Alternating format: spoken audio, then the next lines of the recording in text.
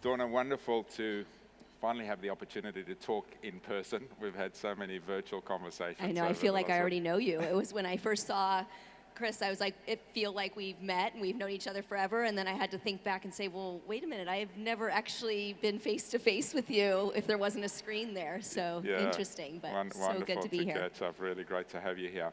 And I'd love to take kind of two parts to this, because I think people might be expecting us to come and sit here and talk about running and Abbott World Marathon Majors, which we obviously are going to. But you have an incredible story, and your story goes from, you know, Wall Street, finance, heading up multi-million-dollar companies, entrepreneurship. You're an Iron Woman, Iron Man, Iron Woman. But Iron Man works. And, you know, amazing, I guess, resume outside of sport, and then you've come in at Running USA and now in your role. But I'd love to hear a little bit about your story. You're the winner of The Apprentice back in 2005. Tell us a little bit about your story, as you know, in terms of a background of bringing you to where you are today. Yeah, it's interesting. So, I mean, I was an athlete in college, and so I think that's where my passion and love for just sports in general came from. I did not run. I actually swam in college, and the only time I ran in college was when we were getting punished for not doing something right in the pool. They would get us out of the pool and make us go run, and so it truly was a punishment. And it wasn't until I, graduated from college and was working on Wall Street, and it was really difficult to go find a pool, to get exercise. And so my roommate at the time, we decided, hey, we're going to start going into Central Park in New York and run every morning before work.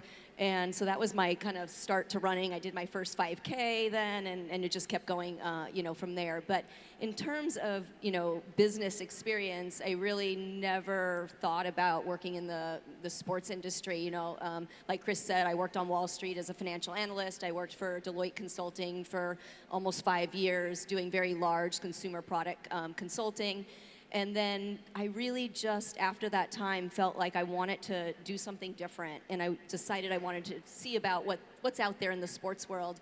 And so I started interviewing for jobs. And everywhere I interviewed, they just kept coming back to me and saying, we can't pay you what Deloitte Consulting is paying you. We can pay you half. And I had a ton of student loans, and there was just no way I could take a half pay cut. And so I actually interviewed at a sports nutrition company to do their marketing. And same story, can't pay you, and I walked away, kind of upset, and I got a call about a week later, and I said, listen, I can't take a pay cut like that. I have student loans still, and I think I was 29 years old, and he said, no, come have lunch with me, and he said, we don't want you to do our marketing, we want you to run the company. And so here I am at 29, and I'm going to be the president of a company. I cannot tell you how scared I was. I've never walked into an office before thinking, what am I doing?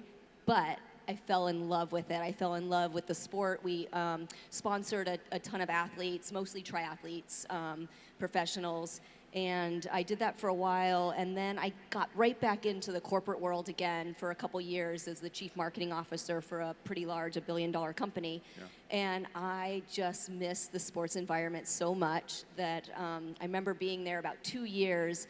And I don't know if anybody remembers this magazine. It's probably just an American magazine, but it was Sports Illustrated for women. So it was a women's sports magazine, and I loved it. It was my favorite print publication, and they stopped publishing. I remember reading the editor's letter, and I went home that night after work, and I usually say hello to my husband and would hang out with him, but instead I went to my home office, and he's like, what are you doing? What are you doing in there? I'm like, I'll be out in a minute.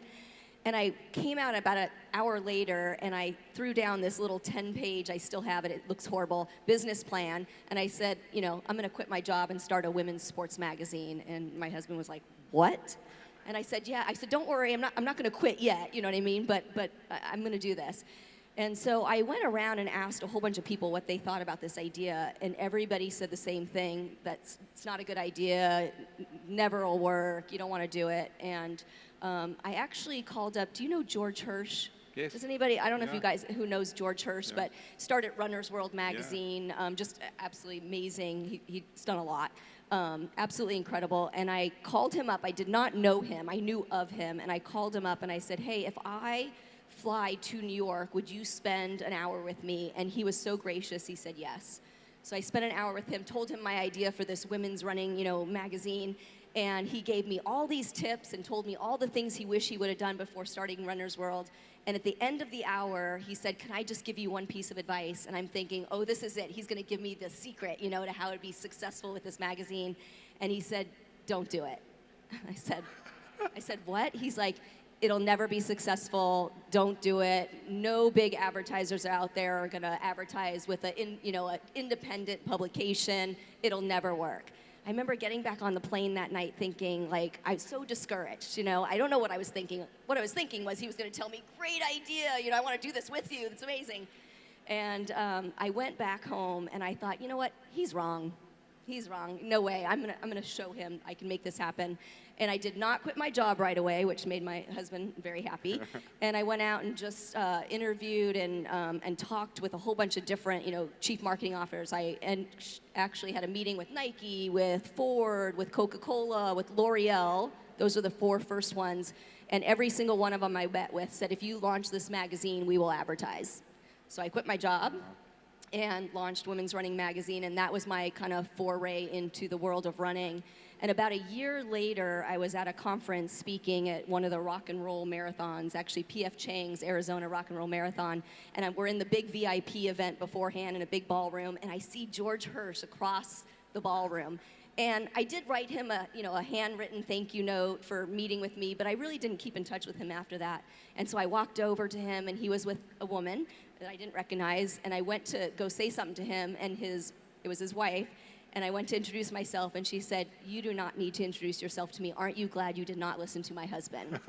So and at that point, we had all these great advertisers, and the magazine was really successful.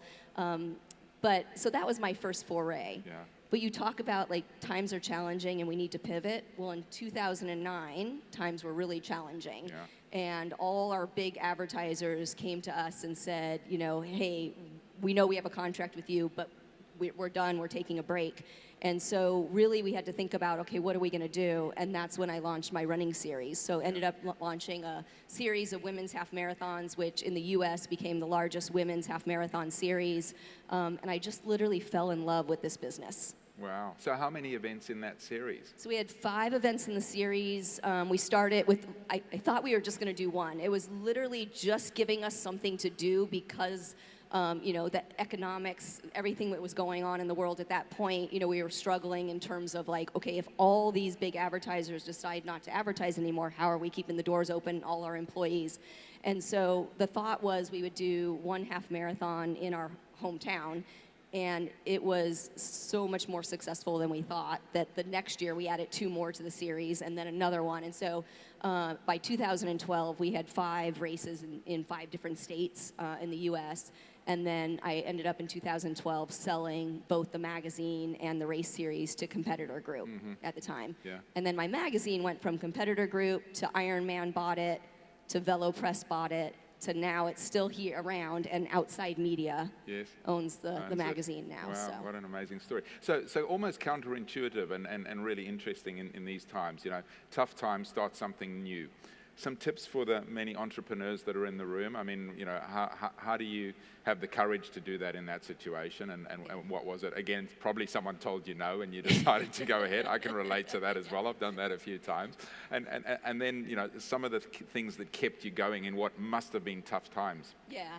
So I think like you said, you hit it spot on. If someone tells me I can't do something, then all I'm going to do is prove that person wrong. If I truly believe I can do it, that's one thing. But I think not even just as an entrepreneur, but anytime, I think we need to think bigger. You know what I mean? I think we, especially in our industry here, we do something and it works, and so we just stick with it, and it's almost like there's a fear of change, fear of doing something new. We've done it this way, it's always worked, so we're always going to do it this way. But I think it's so important to be able to think really big, and maybe it's crazy ideas, and maybe you think really big and then you end up here, but maybe you started here, so you're still benefiting. But sometimes it does take tough times for everyone to take a step back and say, okay, what do I do now? How can I benefit almost from? It sounds horrible, but when things are tough, sometimes you do something out of your comfort zone and something great comes out of it. Yeah, and so in that situation, I'm guessing you've had some great mentors along the way. It's lonely at the top, as I'm sure quite a few people out there might be feeling at these times. Give us some insights into, some great tips that you might have seen, maybe an amazing mentor that's kind of carried you along the way and kept you going through those times. Yeah, so I would say, it's when you're talking about the mentorship, we were just chatting over in the corner. I said, I loved when Chris said, if you're 60, sit down, 50, 40, and there was very few people under 30 in the room. I feel like it's kind of the same with the women in the room. If he would have done the same thing and said everybody stand up and now, all the men sit down, in our sport, there's very few women. And so I think it's important as women that we do mentor. And I have had some great mentors. They have not been in this business, but just in general. So I think from them, I've learned that you need to really ask for what you want, right? And a lot of times, especially as women, or if you're younger, you don't ask for things, right? You're a little more timid. And I think that going out there and asking for advice, asking people for help, or just asking for what you feel you need, want, or deserve is something that's really important. And then I also had a mentor, and again, I think sometimes I was in London and some Hugh Brazier mentioned this person's name, and I just assumed that everybody knew who this was because they're somewhat well known, but they're well known in America. So I don't know if anybody here, like Martha Stewart, so she was a mentor of mine for a while. And I think from her, what I learned, which was so interesting, is just the value of hard work. I have never seen any individual work as hard as I've seen her work. And she was so passionate about it. And so I was saying earlier in the day to someone, I have not worked as many hours as I've worked in the last 3.5 months in this new role, except for when I worked on Wall Street. But I hated working on Wall Street, so I was miserable, and I love what I'm doing now, so it doesn't feel like work, right? I feel like we're all so lucky to be in this industry, and we're so lucky to have each other to be able to talk to and collaborate with. Yeah, I couldn't agree more, and I guess comes back a little bit to the conversation we had with Mike this morning. If you're on purpose, it's not work. It's a passion and a joy. Let's switch over to Abbott World Marathon Majors. What a whirlwind! I mean, coming on, traveling around. Tell us a little bit about what you've been doing in the last couple of months, and then I'd love to talk about specifically, Series 14. The 6-star program and so on, but just to give the people a sense of how many planes you've been on and how many events you've been to and what you've been doing since you came on. Yeah, so what a great way to start, right? There's a world record, American record. We had a really successful age group world championships in London, and so yeah, I couldn't have picked a better time. I've had a lot of people come up to me and say, wow, you really started at a really bad time that, just to throw you into it. Too bad you didn't have some time to, get acclimated. And I said, no, this was the best because I'm coming into this new role with all these ideas, right? And you just think they're all great ideas. And then to be able to be thrown in, now I can say, oh, that idea, no, that won't work. This idea, this is what we need to do. And so if I would have started and had 3 or 4 months with none of the events, I don't think I'd be as far along as I am now with the ideas and the thoughts of, where we're going to go from here. But yeah, I don't think it could have been a better way to start. And my team is just absolutely amazing. There's so much still that we can do, but what a great position to be in. I mean, I don't think I've ever loved being anywhere as much as I love this. So wonderful, and I'm assuming in some of those previous roles you were in, there was an international element of it, but to be going and experiencing races in different parts of the world and the culture and being here in Thailand, that must be an added bonus to the role? Yeah, lots of travel. I need to have some tips on, okay, how do you actually do this thing where you get only a couple hours sleep or you don't sleep at all on a plane? I'm really bad about sleeping on the plane, so I've had someone say to me, don't eat on an overnight flight, just go straight to bed. But and I'm like, oh yeah, none of this is working for me. So I need some tips. But yeah, I've been lots of travel. My kids are at an age, at least now, where they understand that mom is going for work and she'll be back, and and I think it's good for them to see.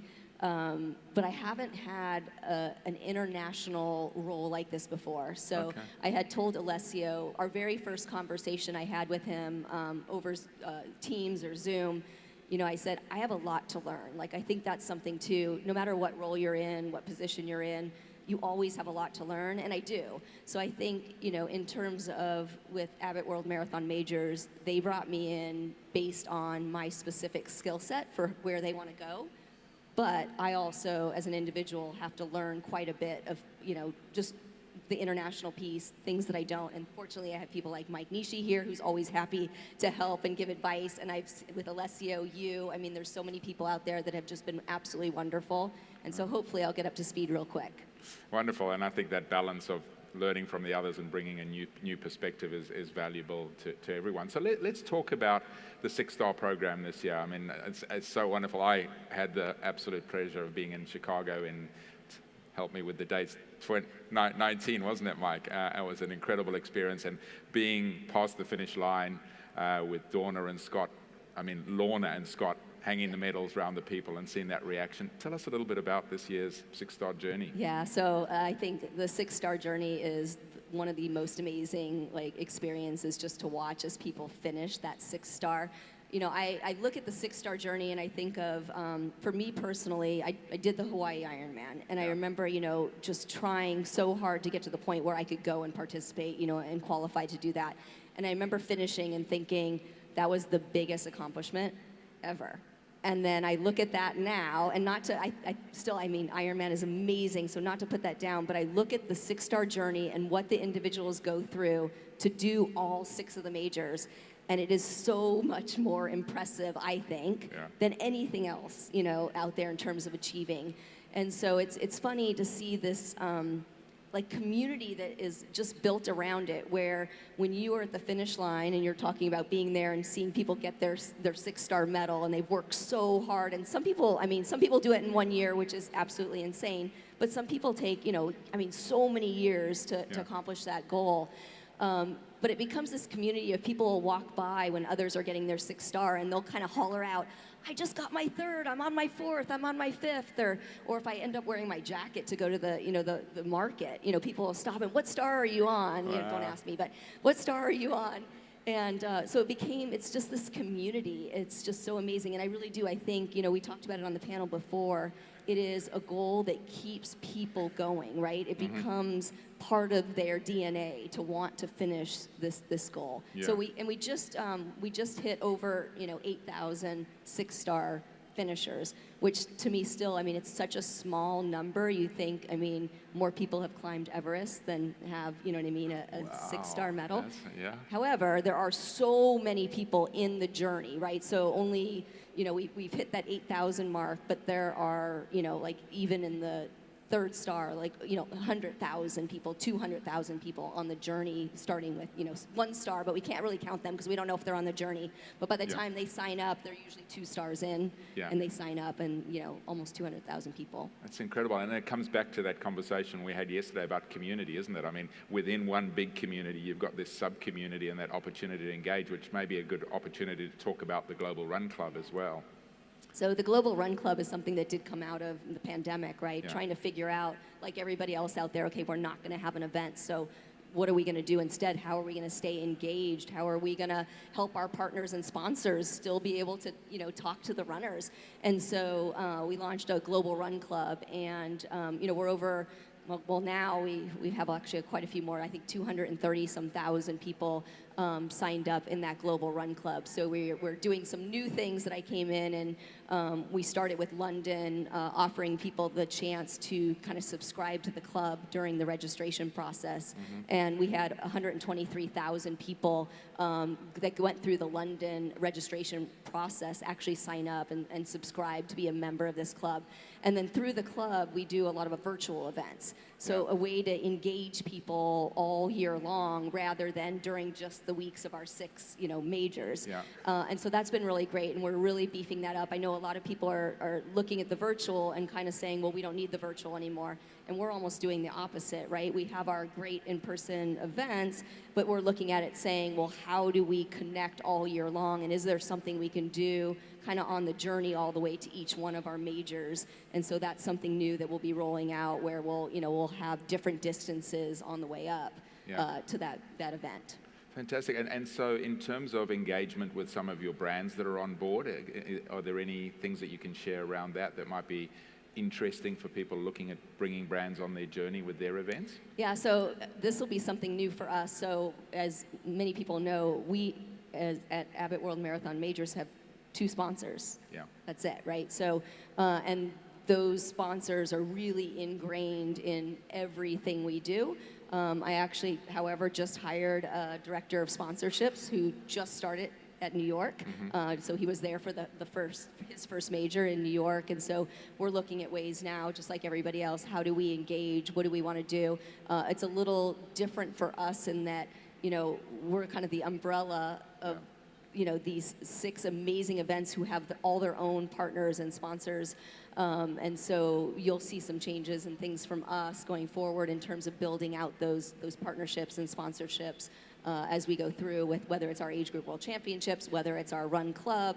We're doing some new things in the area of content and storytelling, which we'll be launching in January that I'm really excited about. That's my background, of course. And so one of the reasons they brought me in was to do this storytelling and build out the content and really drive that engagement with our runners.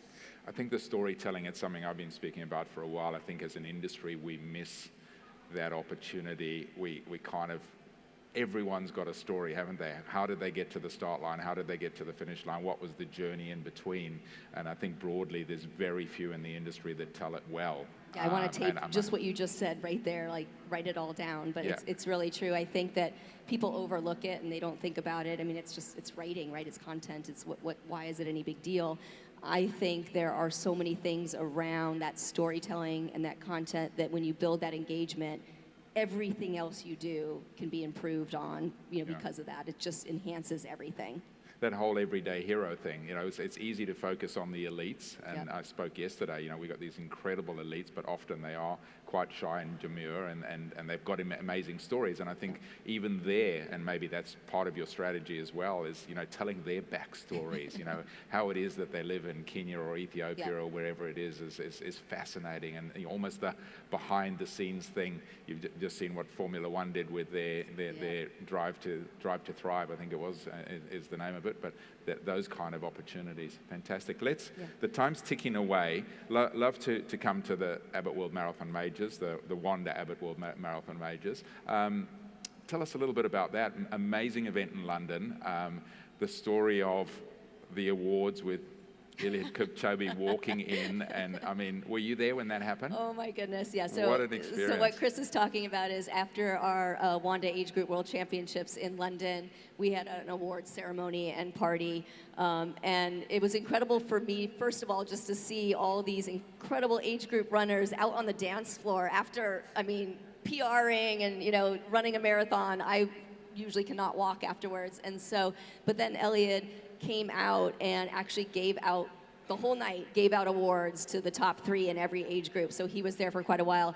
But man, he walked in that room, Chris, and it was a little nerve-wracking. Like, we had security, but it was, the entire room just flooded to the stage. And it's so neat to see really the superstardom, because I think people can, look at him and relate to him, even though I know you can't maybe relate to the times he's running.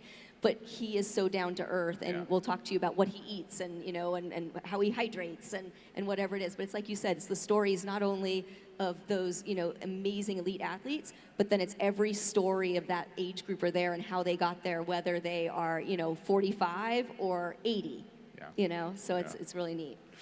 And so London, you had, I forget the numbers, a couple of thousand people and 2,000 runners in London, isn't it? And next up, we're in Chicago in October. Yeah, really excited about that. So our 2023 Age Group World Championships will be alongside the Bank of America Chicago Marathon, and we will be giving out 3,000 invites. So it'll be, the fastest age groupers. And so it's just going to be, and we're doing a couple new things in terms of like the pre-event and the post-event to really make these age groupers feel super special, because they are, right? They qualified for this Age Group World Championships, and so working really closely with Chicago Event Management and Mike, that we're going to just put on, I think, an absolutely incredible World Championships.